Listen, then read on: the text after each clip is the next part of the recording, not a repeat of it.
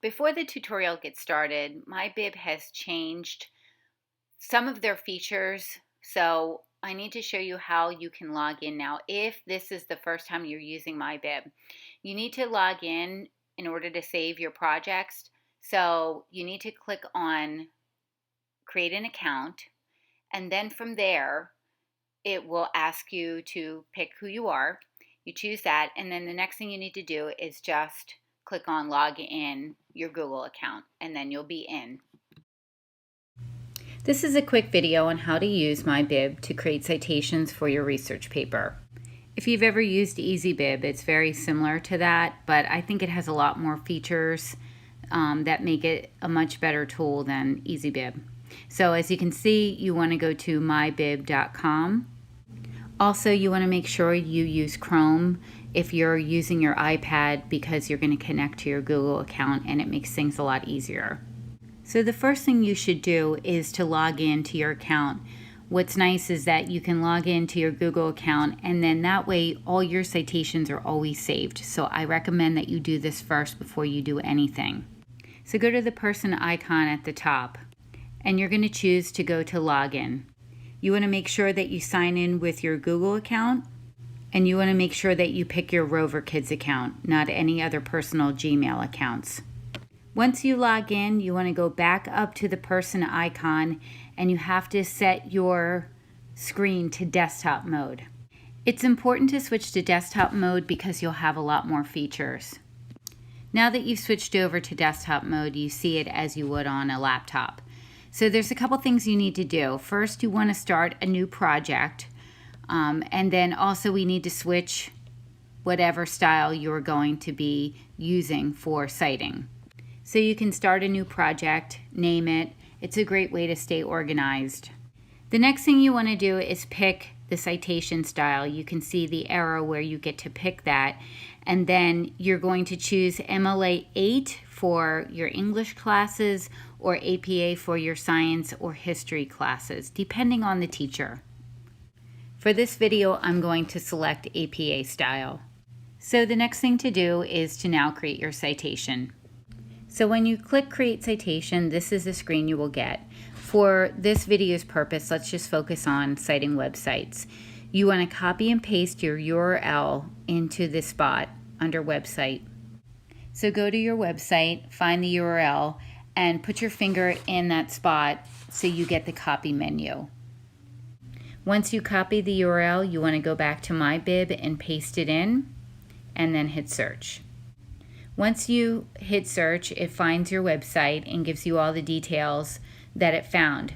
What I like about MyBib is it gives you a credibility evaluator and kind of looks at each website and decides whether you should proceed with caution or the website looks credible, and it's just a nice built-in tool that helps you evaluate your sources. Okay, now select what it found, press on it, and then it's telling you it didn't find a web page author. This is another great feature that I like about MyBib, is that if it's missing information, it alerts you and asks you to go back and look. So I'm just going to go back and look and see if there's an author. So I go back to my website, and if you look at the top, right there is the author. So it didn't pick that up. So it's a nice feature that makes you go back and look. So I'm going to say yes, it does have an author, and it gives you a space to put that in. So you can put in the author that it missed because it's not a perfect tool, which is why it alerts you to look for things it may have missed. So you can put your author in, you hit next, and then it gives you what it found and just sort of has you look at everything to see if it looks good. The one thing I can see already I don't like is there's this question mark in the title. So I'm actually going to get rid of that. There's no need to put that in. So I'm going to get rid of that. And you see there's this date accessed. Some teachers require it and some don't, but it's not necessary. But that's going to be a teacher by teacher basis. I would hit save. And right there you have your citation.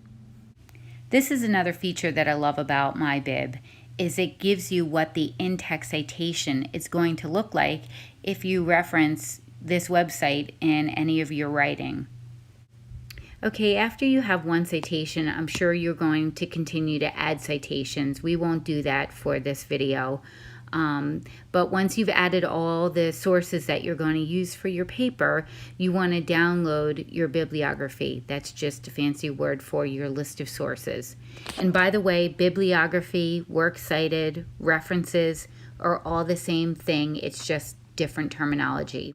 After you click download bibliography, you get some choices on how you want to download it. My recommendation would obviously be to save it to your Google Drive, which is why we logged in at the beginning of this video, so you can connect it to your Google Drive. If you go to your Google Drive, the document will be labeled MyBib and whatever you named your project. And once you open the document, you can see it's put everything in proper format. It puts the title at the top, references. If you are using MLA citation style, it would say works cited. You can see all the margins are there. It's indented properly. If we had more examples, you would see that everything would be double spaced and all the margins, and it alphabetizes it for you. So no need to type it yourself. It does it for you, which is wonderful.